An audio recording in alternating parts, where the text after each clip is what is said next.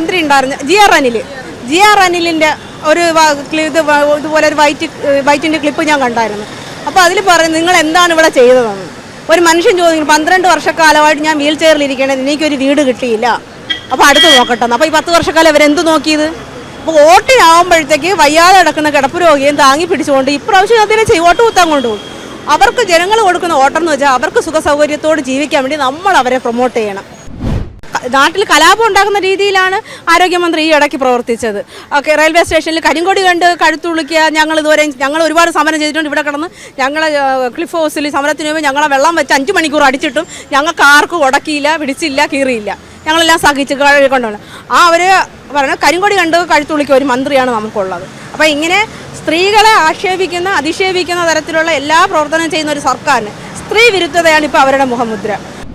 ഇതിനോട് പറയാനുള്ള എന്തെന്ന് വെച്ച് കഴിഞ്ഞാൽ തൊഴിലാളി സർക്കാർ എന്നും പറഞ്ഞാണ് അധികാരത്തിൽ വന്നൊരു ഗവൺമെൻറ്റാണ്. തികച്ചും തൊഴിലാളി വിരുദ്ധമായ പ്രവർത്തനങ്ങളാണ് ഈ കഴിഞ്ഞ 10 വർഷക്കാലം ഈ ഗവൺമെൻറ് കാഴ്ചവെച്ചത്. 266 ദിവസമാണ് ആശാ വർക്കർമാർ മഴയും മഞ്ഞും കൊണ്ട് ഈ തെരുവിലിരുന്നത്. പൊതുജനങ്ങളുടെ സപ്പോർട്ടായിരുന്നു ഞങ്ങൾക്കുണ്ടായിരുന്നത്.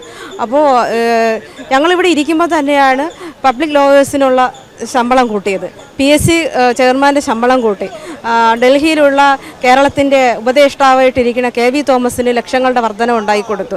അവരൊക്കെയും MLA പെൻഷനും MP പെൻഷനും മറ്റ് സർവീസ് പെൻഷനും ഒക്കെ വാങ്ങുന്ന ആൾക്കാരാണ്. അപ്പോൾ അവർക്ക് 10 ഇരട്ടി ലാഭത്തിന് അവർക്ക് പൈസകൾ കൊടുത്തു. ഇപ്പം തന്നെ മുഖ്യമന്ത്രിയുടെ വികസനമായിട്ട് കാണിച്ചുകൊണ്ട് സർവത്ര KSRTC ബസ്സിലും നാട് നീളെ ഫ്ലക്സുകൾ അടിച്ചും പോസ്റ്ററുകൾ ഒട്ടിച്ചു വെച്ചു. എത്ര കോടിയാണത്? ഈ 3 മാസ കാലയളവിലാണ് ഞങ്ങൾ സമരം അവസാനിപ്പിച്ചു പോയ 3 മാസ കാലയളവിനും കൂടെയാണ് അവർ ഈ പരസ്യ പ്രചരണം നടത്തിയത്. ഇപ്പോൾ മോഹൻലാലിനെ വെച്ചിട്ട് ഒരു ഇൻ്റർവ്യൂ പ്രൊമോട്ട് ചെയ്തു. അതും 10-15 ലക്ഷം രൂപയ്ക്കകത്ത് ഇൻ്റർവ്യൂവിന് ചിലവ്. ആ ഇൻ്റർവ്യൂവിന് മാത്രം ആ സജ്ജീകരണത്തിന് ആ ഒരു റൂം സജ്ജീകരിച്ചതിന് തന്നെ 12 ലക്ഷം എന്നാണ് പറയുന്നത്. അപ്പോൾ അത്രയ്ക്ക് വന്നിട്ട് പിന്നെ മമ്മൂട്ടിയെ മോഹൻലാലിനെയും കമലഹാസനെയൊക്കെ വിളിച്ചു വരുത്തിക്കൊണ്ട് അതിദാരിദ്ര്യ മുഖ്യ പരിപാടി നടത്തി. അതിൽ മമ്മൂട്ടി മാത്രം വന്നു. പക്ഷേ അദ്ദേഹത്തിൻ്റെ ഒരു അഭിപ്രായം പറഞ്ഞു, കേരളം അതിദാരിദ്ര്യ മുക്തമല്ല എന്ന് അദ്ദേഹം പറഞ്ഞു. കാരണം അദ്ദേഹത്തിൻ്റെ ഉള്ളിൽ ഒരു യഥാർത്ഥ കമ്മ്യൂണിസ്റ്റ് ഉണ്ട്. അതുകൊണ്ടാണ് അദ്ദേഹത്തിന് അത് പറയാൻ പറ്റുക. ഞങ്ങൾ മമ്മൂട്ടിക്കും മോഹൻലാലിനും കമലഹാസനും ഒക്കെ ഞങ്ങൾ ഒരു തുറന്ന കത്തെഴുതി. ഞങ്ങൾ ദാരിദ്ര്യം പിടിച്ച ആശമാരി തെരുവീതിയിൽ കിടക്കുകയാണ് ഇത്ര ദിവസങ്ങളായിട്ട്, 266 ദിവസങ്ങളാവുന്നു. ഞങ്ങളെ മാനിച്ചുകൊണ്ട്, സ്ത്രീകളെ മാനിച്ചുകൊണ്ട് നിങ്ങൾ ദയവേത് ഈ പ്രഖ്യാപനത്തിൽ പങ്കെടുക്കലെന്ന് പറഞ്ഞ്. അപ്പോൾ മോഹൻലാലും ശ്രീ കമലഹാസനും പങ്കെടുത്തില്ല. പകരം മോഹൻലാൽ അന്ന് വരാത്തതുകൊണ്ട് ആ മോഹൻലാലിനെ വെച്ചിട്ട് ഇറങ്ങിപ്പോകുന്നതിന് മുമ്പ് ഒരു മമ്മൂട്ടി നമ്മുടെ മുഖ്യമന്ത്രിയായിട്ട് മോഹൻലാലും ചേർന്നിട്ട് ഇൻ്റർവ്യൂ നടത്തി. അപ്പോൾ മമ്മൂട്ടി മോഹൻലാലും ഒപ്പം ഉണ്ടെന്ന് അറിയിക്കാൻ വേണ്ടിയിട്ട്. അതേപോലെ തന്നെ ഇപ്പോൾ മമ്മൂട്ടിയെ വെച്ചിട്ട് വയനാട് അവരൊരു ഇത് നടത്തി പ്രഖ്യാപനം. അപ്പോൾ അവരെ കൂടെ നിന്ന പാർട്ടി പ്രവർത്തകരെ മമ്മൂട്ടി മാറ്റി നിർത്തി. കാരണം ഞാൻ നിങ്ങളുടെ ആളായിട്ട് വന്നെന്ന് പറയും, ഞാൻ വയനാട് ടൗൺഷിപ്പിൻ്റെ ഭാഗമായിട്ട്. അപ്പോൾ ജനങ്ങളുടെ ഇതാണ്. അപ്പോൾ നമ്മളിവിടെ ഞങ്ങൾ വാങ്ങുന്ന ഓണറേറിയവും ഈ ജനങ്ങളുടെ നികുതിപ്പണം തന്നെയാണ്. ആ സർക്കാർ ശമ്പളം വാങ്ങുന്നതും നികുതിപ്പണം തന്നെയാണ്. CMൻ്റെ എല്ലാ ചിലവും, അവരുടെ ഫാമിലി ചിലവും, അവരുടെ ചികിത്സാ സൗകര്യങ്ങൾ വരെ നടത്തുന്നത് ഈ നികുതിപ്പണത്തിൽ നിന്നാണ്. ഞങ്ങളിപ്പോൾ പറയുന്നത് എന്താണ്? ഞങ്ങൾക്ക് കോടിക്കണക്കിനൊന്നും തരാനല്ല പറയുന്നത്. ഈ ജീവിത സാഹചര്യം ഒന്ന് മെച്ചപ്പെട്ടെ. കേരളത്തിലാണ് ഇന്ത്യയിൽ ഏറ്റവും കൂടുതൽ വിലക്കയറ്റമുള്ള സംസ്ഥാനം.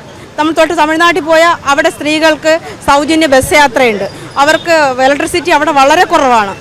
അവിടെ ഒരു 169 യൂണിറ്റ് എങ്ങാണ്ട് എരിഞ്ഞാൽ അവർക്ക് 10-200 രൂപയ്ക്കകത്തുള്ള കറണ്ട് ചാർജേ ഉള്ളൂ. നമ്മളിവിടെ 169 എരിഞ്ഞാൽ 1500 രൂപയാണ് നമ്മുടെ യൂണിറ്റിനാണ് വരുന്ന കറണ്ട് ചാർജ്. അപ്പോൾ ഈ കിട്ടുന്ന തുച്ഛമായ പൈസയിൽ നിന്നാണ് നമ്മുടെ ഹോസ്പിറ്റൽ. ഇപ്പോൾ ഞാൻ ഇതിൻ്റെ ഉദര സംബന്ധമായ അസുഖങ്ങൾക്ക് ട്രീറ്റ്മെൻറ്റ് എടുക്കുന്ന ആളാണ്. അപ്പോൾ എനിക്ക് ആ മരുന്ന് ഹോസ്പിറ്റലില്ല. ഞാൻ വെളിയിൽ നിന്നാണ് ഇന്നലെ മെഡിസിൻ എടുത്തത്. 458 രൂപയായി.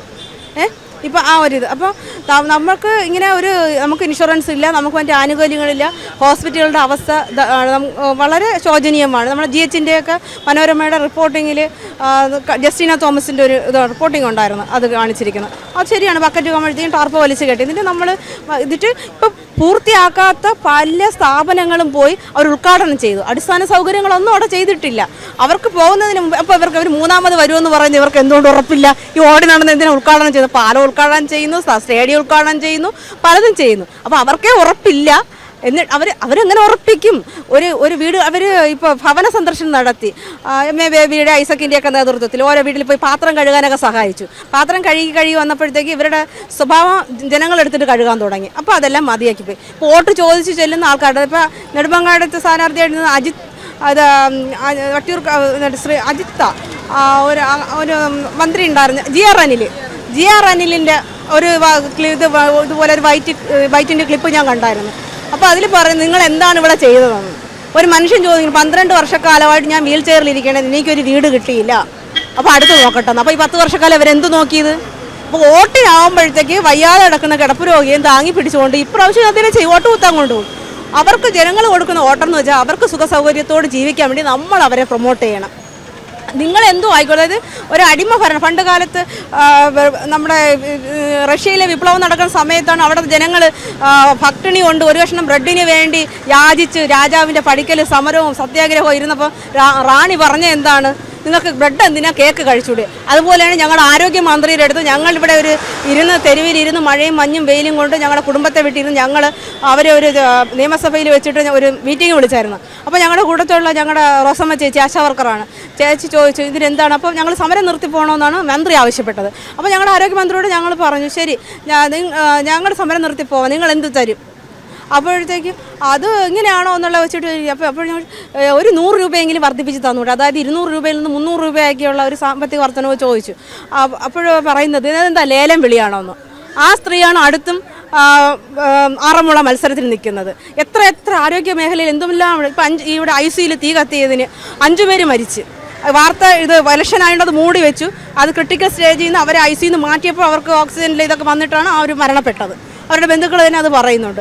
അവിടെയും ഇതാണ്. ഇപ്പോൾ വിനോദിനി എന്ന് പറഞ്ഞൊരു മോളുടെ കൈ ചെറിയൊരു ഫ്രാക്ചറുമായിട്ട് പറ്റി അത് ശ്രദ്ധിക്കാതെ ഇട്ട് അത് അവിടെ ആ കൊച്ചിന് കൈ മുറിച്ച് മാറ്റേണ്ടി വന്നു. അപ്പോൾ പ്രതിപക്ഷത്തുള്ള അവർ സഹകരിച്ചിട്ട് കുഞ്ഞിന് കൃത്രിമ കൈ വെച്ച് കൊടുത്തു. അതുപോലെ ഉഷ എന്നൊരു സഹോദരി 5 വർഷക്കാലം സർജറി ചെയ്ത കത്രി വയറ്റിൽ വെച്ചുകൊണ്ട് നടന്നു. പിന്നെ നമ്മൾ ജനറൽ ഹോസ്പിറ്റലിൽ ചെസ്റ്റിൻ്റെ ഇതിന് സർജറിക്ക് വന്ന ഒരാളുടെ അകത്തൊരു ലെഡ് ഇതിൻ്റെ വയറ് അത് ഇതായിട്ടുണ്ടായിരുന്നു. പിന്നെ ഇപ്പം നെടുമങ്ങാട് ഗർഭിണി ശസ്ത്രക്രിയ മരിച്ചു സമയത്ത് ഒരു ഡോക്ടറുടെ കൈപ്പിഴയാണ്. അപ്പോൾ അവർ ഡോക്ടർമാരുടെ തലയിൽ കൊണ്ട് വെക്കുമ്പോഴത്തേക്ക് അതൊന്ന് ആലോചിക്കണം. KGMയുടെ വാർത്താ സമ്മേളനത്തിൽ അവർ കഴിഞ്ഞ ദിവസം വാർത്താ സമ്മേളനം നടത്തി. അവർ ഡോക്ടേഴ്സ് ഇല്ല. അപ്പോൾ ഇവരുടെ പ്രഷർ കൂടുമ്പോൾ അവരെ വർക്ക് പ്രഷറും മറ്റു കാര്യങ്ങളിലാകുമ്പോൾ ഇവർക്ക് തന്നെ അവർ ഇത് നിന്നായിട്ട് മെമ്മറി കവർ ചെയ്ത് നിന്നിട്ട് അവർക്ക് സർജറി ചെയ്യാൻ കഴിയുന്നില്ല. അപ്പോൾ അവർ പറയുന്നത് ഇവിടെ ജനറൽ ഹോസ്പിറ്റലിൽ നിൽക്കുന്ന ഡോക്ടറായിരിക്കും മെഡിക്കൽ കോളേജിലോട്ട് വിളിക്കുന്നത്, അവിടെ നിൽക്കുമ്പോഴായിരിക്കും ഏറ്റുകരയ്ക്ക് വിളിക്കുന്നത്, അവിടെ നിൽക്കുമ്പോഴായിരിക്കും നെടുമങ്ങാടത്തേക്ക് വിളിക്കുന്നത്. അപ്പോൾ അവരിങ്ങനെ നെട്ടോട്ടോടെയാണ്. അപ്പം കറക്റ്റായ പ്രൊമോഷൻ ഇല്ല. അതായത് ആൾക്കാരെ റിക്രൂട്ട് ചെയ്യുന്നില്ല. എങ്ങനെ റിക്രൂട്ട്മെൻറ്റ് നടത്തിയാലല്ലേ ഇത്ര സ്ഥാപനങ്ങളിൽ ഇന്ന ആവശ്യമുണ്ട്, അതൊന്നും ചെയ്യുന്നില്ല. അപ്പോൾ ആരോഗ്യ മേഖല ആകെ തകിടം മറിഞ്ഞൊരു അവസ്ഥയിലാണ്. അവിടെ നിന്നിട്ട് ഇനിയും ഞങ്ങളെ വീണ്ടും വരണമെന്ന് ഇവരെന്ത് ഇതിലാണ് ഇലക്ഷൻ നിൽക്കുന്നത് തന്നെ അറിഞ്ഞുകൊണ്ട് ജനങ്ങൾ അത്രയ്ക്കും വെറുത്തു. നാട്ടിൽ കലാപം ഉണ്ടാകുന്ന രീതിയിലാണ് ആരോഗ്യമന്ത്രി ഈ ഇടയ്ക്ക് പ്രവർത്തിച്ചത്. റെയിൽവേ സ്റ്റേഷനിൽ കരിങ്കൊടി കണ്ട് കഴുത്തുളിക്കുക. ഞങ്ങൾ ഒരുപാട് സമരം ചെയ്തിട്ടുണ്ട്. ഇവിടെ കിടന്ന് ഞങ്ങൾ ക്ലിഫ് ഹൗസിൽ സമരത്തിന് മുമ്പ് ഞങ്ങളെ വെള്ളം വെച്ച് 5 മണിക്കൂർ അടിച്ചിട്ടും ഞങ്ങൾക്ക് ആർക്കും ഉടക്കിയില്ല, പിടിച്ചില്ല, കീറിയില്ല. ഞങ്ങളെല്ലാം സഹിച്ച് കൊണ്ടാണ് അവർ പറയുന്നത് കരിങ്കൊടി കണ്ട് കഴുത്തുളിക്കുക ഒരു മന്ത്രിയാണ് നമുക്കുള്ളത്. അപ്പോൾ ഇങ്ങനെ സ്ത്രീകളെ അധിക്ഷേപിക്കുന്ന തരത്തിലുള്ള എല്ലാ പ്രവർത്തനവും ചെയ്യുന്ന ഒരു സർക്കാരിന് സ്ത്രീ വിരുദ്ധതയാണ് ഇപ്പോൾ അവരുടെ മുഖമുദ്ര. അവരോടൊപ്പം നിൽക്കുന്ന അവരുടെ ആവശ്യങ്ങൾക്ക് വേണ്ടി സ്ത്രീകളെ ഉപയോഗിച്ച് പലർക്കെതിരെയും പല ആരോപണങ്ങൾ ഉന്നയിക്കുകയും അതിന് അവർ വാർത്തകൾ കൊടുക്കുകയും ചെയ്യുന്നുണ്ട്. താഴെത്തട്ടിലേക്ക് വേണ്ടി ഇപ്പം പറയുന്ന 35 വയസ്സിന് താഴെയുള്ളവർക്ക് 1000 രൂപ വെച്ച് കൊടുക്കുമെന്ന് പറഞ്ഞു. ഈ പണിയെടുത്ത് കഴിഞ്ഞ 5 വർഷക്കാലം പണി ഇവിടെ എടുപ്പിച്ചപ്പോൾ 700 വെച്ച് ഞങ്ങൾക്ക് തന്നിട്ട് ജോലിയാണ് ഞങ്ങൾക്ക് കാശ് തന്നിട്ടില്ല. പിന്നെയാണ് വീട്ടിലിരിക്കുന്നവർക്ക് 1000 രൂപ കൊടുക്കുന്നത്. അപ്പോൾ ഇതൊക്കെ വെറും വാഗ്ദാനങ്ങൾ മാത്രമായിരിക്കുമല്ലോ. തീർച്ചയായും പൊള്ളയായ വാഗ്ദാനങ്ങളുടെ അടിസ്ഥാനത്തിൽ PR വർക്ക് കൊണ്ട് ഞങ്ങളെല്ലാം ഉണ്ടാക്കിയെന്ന് പറഞ്ഞ് അവർ വീണ്ടും തിരിച്ചു വരാമെന്ന് ആലോചിക്കുമ്പോൾ കേരളത്തിലെ ജനങ്ങൾ മണ്ടന്മാരല്ല, അവരത് ചിന്തിക്കണം. ജനം കഴുതയല്ല. പിന്നെ ഒരു ഭരണത്തിൻ്റെ ഒരു ആവശ്യം ഒരു ഗവൺമെൻറ് നമുക്ക് വേണം എന്നുള്ള രീതിയിലാണ് പലരും വോട്ട് ചെയ്യാൻ പോകുന്നത് തന്നെ. ഒരു സംവിധാനം വേണമല്ലോ, ഒരു ഗവൺമെൻറ് സംവിധാനം. ഇപ്പോൾ കൂടുതലും നോട്ടൊക്കെയായിരിക്കും വോട്ട് പോകുന്നത് ഈ ഒരു അവസരം വെച്ച് നോക്കിയാൽ. തീർച്ചയായും. അപ്പോൾ എന്നും പണിയെടുക്കുന്നവർ പണിയെടുത്തോണ്ടിരിക്കട്ടെ, ഉയരത്തിലിരിക്കുന്നവർ ഉയർന്നതിന് പൊക്കോട്ടെ എന്നുള്ളൊരു നിലപാടാണ് സർക്കാരിൻ്റെ എന്ന് തോന്നുന്നു. കാലിത്തൊഴുത്ത് കെട്ടി ലക്ഷങ്ങൾ ചിലവാക്കി AC വെച്ച് പശുവിന് പാട്ട് കേൾപ്പിച്ചാലും കൂലിപ്പണിയെടുത്ത് അല്ലെങ്കിൽ വീട് വിടാന്തരം കയറി ഇറങ്ങുന്നവർക്ക് ഒരു നേരത്തെ ആഹാരം തന്നെ അവരിലില്ല. അങ്ങനെ ഒരു സർക്കാർ ഞങ്ങൾക്ക് വേണ്ട.